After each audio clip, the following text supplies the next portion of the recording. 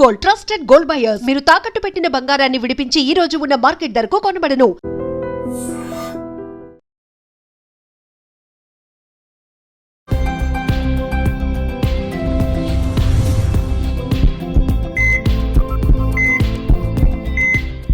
నమస్తే, welcome to healthy conversations with iDream. నేను మీ Jhansi. So biryani is an emotion. అసలు బోలెడ్ వీడియోస్ కూడా చేస్తూ ఉంటారు కదా, మిడ్ నైట్లో బిర్యానీ తినడం, 4 AM బిర్యానీ, 3 AM బిర్యానీ అని.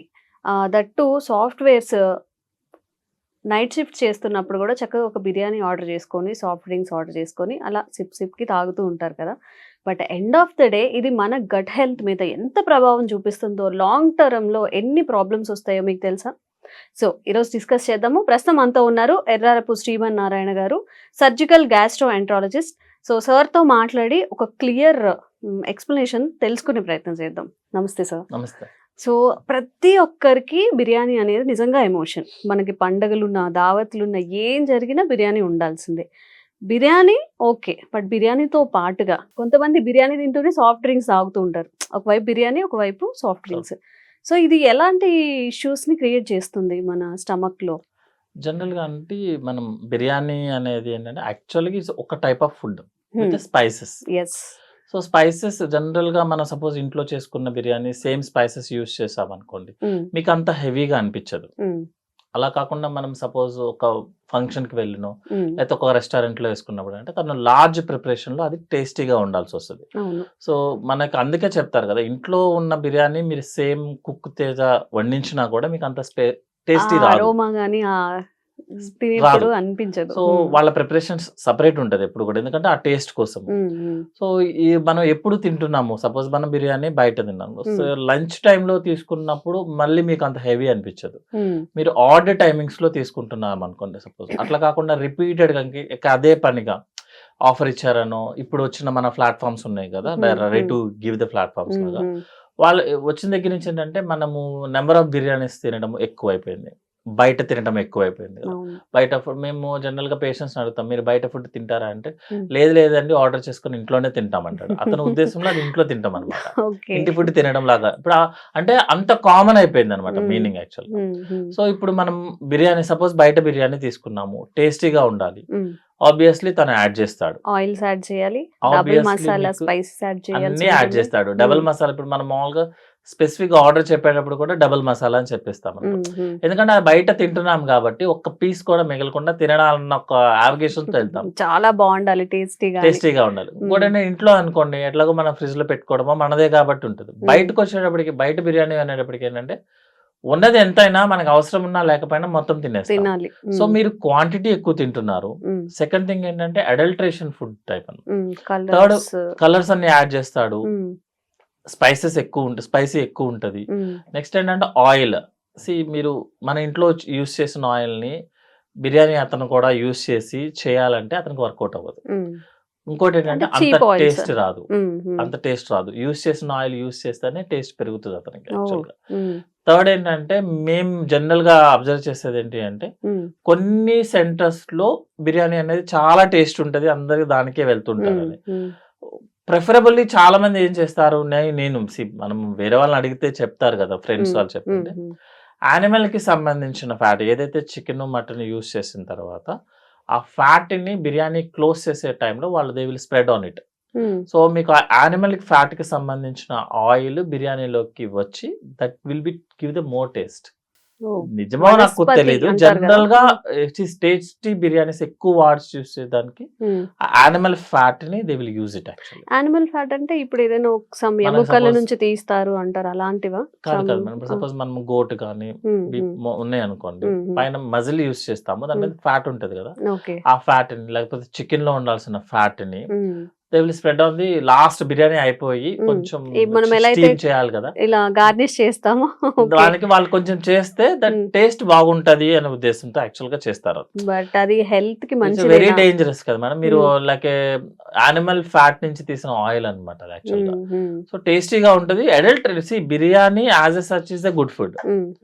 లిమిటెడ్ గా తీసుకుంటే, ఇంట్లో వండుకుంటే లిమిటెడ్ గా తీసుకుంటే biryani is a very healthy food actually.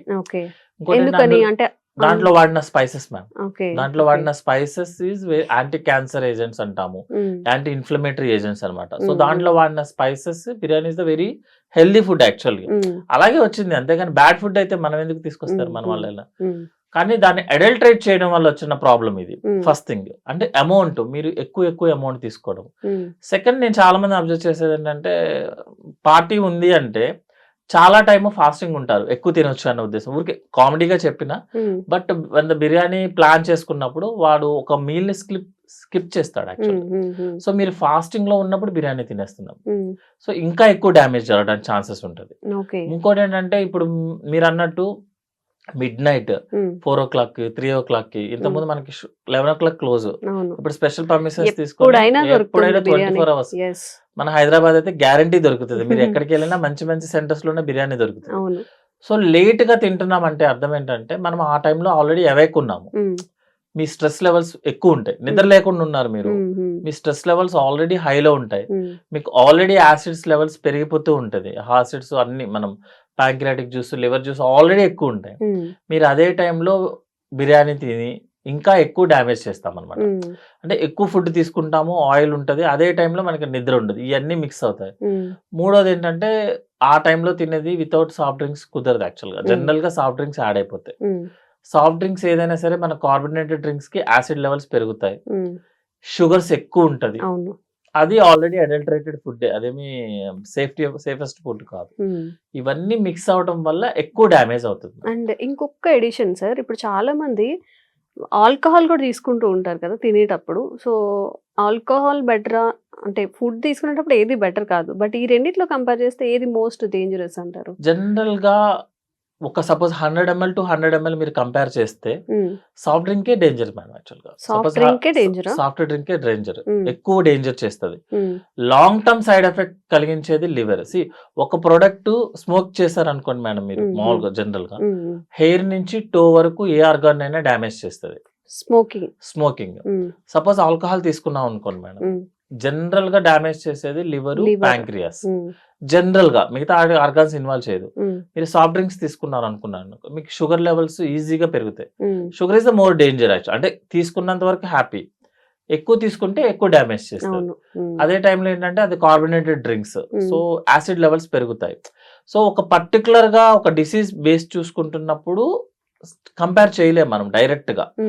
But ఒక 100 ml తీసుకొని ఒక 100 ml alcohol, 100 ml soft drink తీసుకుంటే కొన్ని లెవెల్స్ లో soft drink is the more danger, కొన్ని లెవెల్స్ లో alcohol is the more danger disease వైగా చూసుకుంటే. కానీ సాఫ్ట్ డ్రింక్ తీసుకున్న వారికి పేషెంట్ కి సెడేషన్ రాదు, కాన్షియస్ లెవెల్ ఉంటాయి, యాక్సిడెంట్స్ అవ్వవు, ఏం జరగదు. అప్పటికి కొంచెం హ్యాపీగా అనిపిస్తుంది, అప్పటికి హ్యాపీగా అనిపిస్తుంది, అంటే ఎక్కువ తినేస్తాడు ఇంకా యాక్చువల్ గా.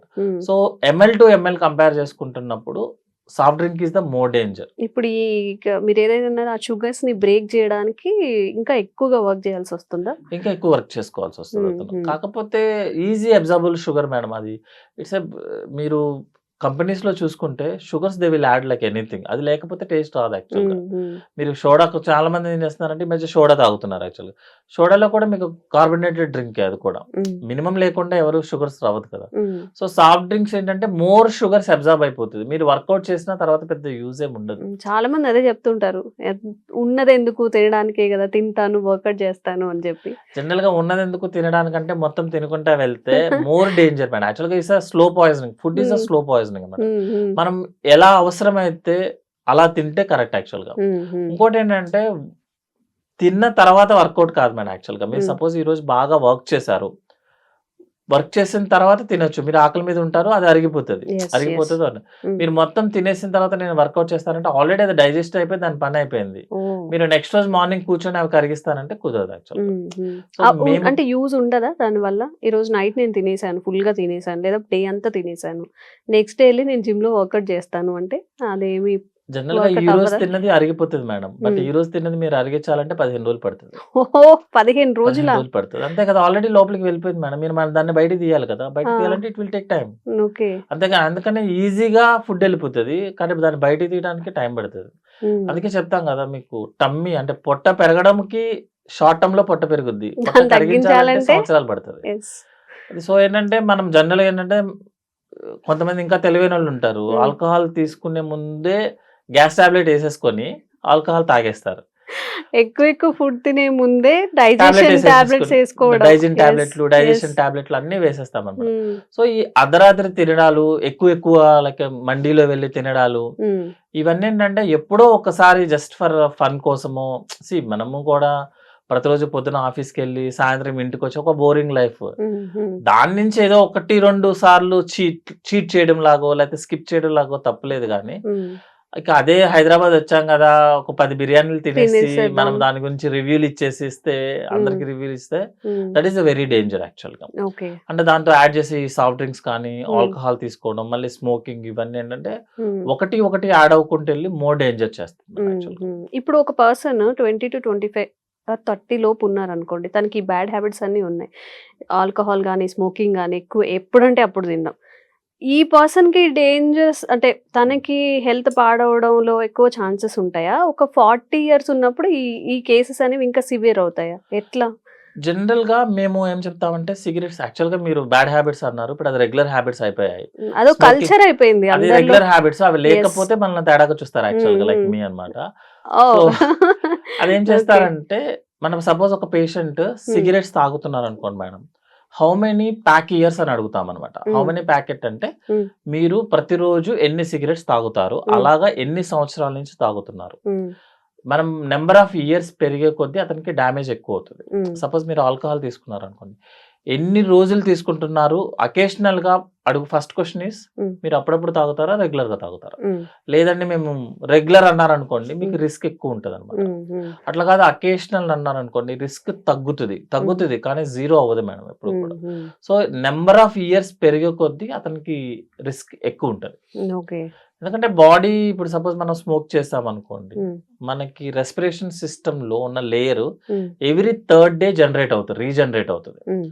ఎవ్రీ థర్డ్ డే రీజనరేట్ అవుతున్న దాన్ని మీరు ఎవ్రీడే డ్యామేజ్ చేస్తూ ఉన్నారనుకోండి, అది క్యాన్సర్ కింద కన్వర్ట్ అవుతుంది. Hmm, ఆల్కహాల్ కూడా అంతే మేడం. సపోజ్ నేను ఆల్కహాల్ తీసుకున్నాను, లివర్ కొంచెం డ్యామేజ్ అవుతుంది, అది రికవరీ అవుతుంది. మీరు నెక్స్ట్ రోజు మళ్ళీ తీసుకుంటాము, మళ్ళీ డ్యామేజ్ అవుతుంది, మళ్ళీ రికవరీ అవుతుంది. ఈ డ్యామేజ్ రికవరీ అవుతున్నప్పుడు బాడీ కంట్రోల్ తప్పుద్ది, అప్పుడు క్యాన్సర్ వస్తుంది. మరి క్యాన్సర్ అంటే కొత్తగా ఎక్కడి నుంచో రాదు మేడం, యాక్చువల్గా రిపేర్ అవుతుంది. డ్యామేజ్ రిపేర్, ఈ ప్రాసెస్ కనుక కంట్రోల్ దాటేసింది అనుకోండి, క్యాన్సర్ కింద కన్వర్ట్ అయిపోతుంది. క్యాన్సర్. స్మోక్ చేసినా, ఆల్కహాల్ తీసుకున్నా, సాఫ్ట్ డ్రింక్స్ ఎక్కువ తాగినా, ద ఫైనల్ ఎండ్ రిజల్ట్ అదే మేడం. క్యాన్సరా? అది సినిమా థియేటర్ ముందు వేసిన యాడే. మీరు ఫైనల్ గా ఏం చేసినా ఫైనల్ ఎంట్రీ అదే. మీరు సిరోసిస్ వస్తుంది, క్యాన్సర్ లో ఆస్తమా వస్తుంది, ఇవన్నీ మనం అనుకునే మాటలు యాక్చువల్గా. ఫైనల్లీ మీరు నెంబర్ ఆఫ్ డేస్ ఎక్కువ తీసుకునే కొద్దీ ఫైనల్ గా అదే వస్తుంది. అది రాకుండా ఫైనల్ గా మనం ఏం తప్పించుకోవడానికి ఏం లేదు. బట్ జనరల్ గా మేమేం చెప్తామంటే, సపోజ్ మీరు స్మోక్ చేస్తున్నారు అనుకో, అయిపోయింది, what ever you enjoyed a lot, ఇంకా వదిలేసి ఇంకా కొన్ని రోజులు మంచిగా హ్యాపీగా ఉండాలంటే ఎక్సర్సైజ్ అంటే స్టాప్ చేసి హెల్దీ హ్యాబిట్స్ స్టార్ట్ చేయండి. హెల్దీ హ్యాబిట్స్ అన్నాం కానీ మిమ్మల్ని ఏమి రిస్ట్రిక్ట్ చేయమని చెప్పలేదు మేడం. సపోజ్ మీరు ఆల్కహాల్ అలవాటు ఉంది, you are unable to stop, దాన్ని మీరు పార్టీ మినిమైజ్ చేయడం, వీక్ మంత్లీ వన్స్ ట్వైస్, అది కూడా ఏంటంటే ఏదో లిమిటెడ్ గాను అలా తీసుకోండి. మీరు స్మోకింగ్ ఆపలేకపోతున్నారు అనుకోండి, ఆపొద్దు, మిమ్మల్ని ఆపమని ఎవరో చెప్పరు, బట్ వెరీ లిమిటెడ్ అనమాట. ఇంకా ఎట్లా అంటే ఎప్పుడో ఒకసారి ఒక హ్యాబిట్ లా ఉన్నది ఒక చిన్న నార్మల్ గా మార్చుకోండి. అండ్ మన వాళ్ళు ఇంకొకటి చెప్తూ ఉంటారు ఏంటంటే, ఇప్పుడు నార్మల్ గా రెగ్యులర్ గా డ్రింక్ చేసేవాళ్ళు, స్మోక్ చేసేవాళ్ళు ఒక్కసారిగా స్టాప్ చేస్తే, నాకు డ్రింక్ చేసినప్పుడు అంతా హెల్దీగా ఉంది, ఆపేసిన తర్వాత ఒంట్లో అన్ని డిసీజెస్ వస్తున్నాయి అని చెప్పి, ఇది నిజమేనా? అంటే జనరల్ గా స్మోకింగ్ కానీ ఆల్కహాల్ కానీ మీరు తీసుకున్నారు అనుకున్నాం, అది న్యూరో స్టిమ్యులేటర్ మేడం. సో మీరు తీసుకున్నప్పుడు మీరు ఫీల్ వెరీ హ్యాపీ, మీకు ఏ ప్రాబ్లం లేనట్టు. ఆల్కహాల్ తీసుకుంటే మీరు ఆల్రెడీ కాన్షియస్ లో ఉన్నాం కాబట్టి మనము వీఆర్ వెరీ హ్యాపీ, చిన్న ప్రాబ్లమ్స్ కూడా మనకి ప్రాబ్లం లో అనిపించదు, ఎందుకంటే అది న్యూరో స్టిమ్యులేటర్. అదే టైంలో మనల్ని హ్యాపీగా నిద్రపుచ్చుద్ది.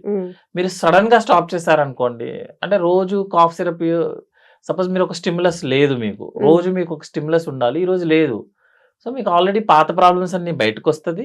అదే టైంలో ఏంటంటే ఈ న్యూరో స్టిమ్యులేటర్ రేపడం వల్ల బాడీ అడుగుతుంది అనమాట, క్రేవింగ్స్ అంటారు దాన్ని యాక్చువల్గా, అంటే విత్ డ్రావెల్ అనమాట. సో అందుకనే ఎప్పుడు కూడా ఆల్కహాల్ సడన్ గా బంద్ చేయడం అనేది రాంగ్. ఆల్కహాల్ కానీ స్మోకింగ్ కానీ ఏది సడన్ గా బంద్ చేయొద్దు.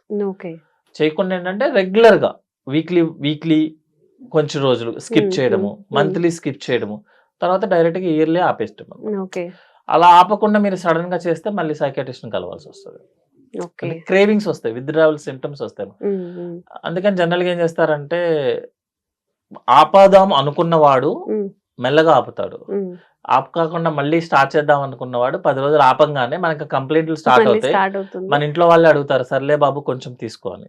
సో జనరల్ గా ఈ మిడ్ నైట్ బిర్యానీస్ ఒక హెల్దీ హ్యాబిట్ చేసుకోవాలి తప్ప అప్పుడప్పుడు తీసుకోవడము పార్టీ బేసిస్ ఏదో చీటింగ్ లాగా అప్పుడప్పుడు సడన్ గా దట్స్ ఓకే, బట్ రెగ్యులర్ గా తీసుకోవడం అనేది వెరీ డేంజర్. ఓకే. సో ఇప్పుడు పార్టీ కల్చర్ అని చెప్పి, ఎవరి బర్త్డే అని చెప్పి, లేకపోతే టీమ్ లంచ్లు అని చెప్పి చాలా మన హెల్తీ అంటే మన లైఫ్ స్టైల్లో హెల్త్ ఆర్ ఫుడ్ హ్యాబిట్స్ అనేవి కూడా చాలా మారిపోయాయి. ఒకసారి మనకి ఏదైనా డ్యామేజ్ అయిన తర్వాత ఈ ఫ్రెండ్స్ కానీ వీళ్ళందరూ కూడా ఏం చేయలేరు, మొత్తం మనమే రెస్పాన్సిబుల్గా ఉంటాం. కాబట్టి కాషియస్గా ఉండండి, మనం ఏం తింటున్నాం ఏం చేస్తున్నాం అని కూడా. అండ్ ఇంకా మీకోసం హెల్త్ అవేర్నెస్ కల్పించే వీడియోస్ చేస్తూనే ఉంటాము. Thank you sir. Sir, one life lesson what medicine has taught you. Whatever you can do without expecting. But I really believe మన పాజిటివ్ యాటిట్యూడ్ ఉంటేనే మనం ఏదైనా సాధించగలం. గట్ని మనం కరెక్ట్గా డీల్ చేసినట్లయితే అది మనకి పాజిటివ్ హార్మోన్స్ని రిలీజ్ చేస్తుంది. షుగర్ వచ్చిన వాళ్ళ పరిస్థితి ఏంటి? పొట్ట దగ్గర పెరిగితే దాన్ని ఆండ్రాయిడ్ అంటారు, ఆండ్రాయిడ్ ఫోన్ కదా. అసలు థాట్స్ ఎందుకు వస్తాయి? బ్రెయిన్ డెడ్ అంటే దానికి ప్రపంచం అంతా కూడా కొన్ని నిర్దిష్టమైనటువంటి లక్షణాలు ఉన్నాయి. మానసికంగా ధైర్యంగా ఉంటే క్యాన్సర్ జయించవచ్చు. You are a doctor for a cause sir, అంతే. వాళ్ళకి వచ్చిన ఆదాయం కాకుండా ఫ్రీ సర్వీస్ ఎంతమందికో చేస్తుంది.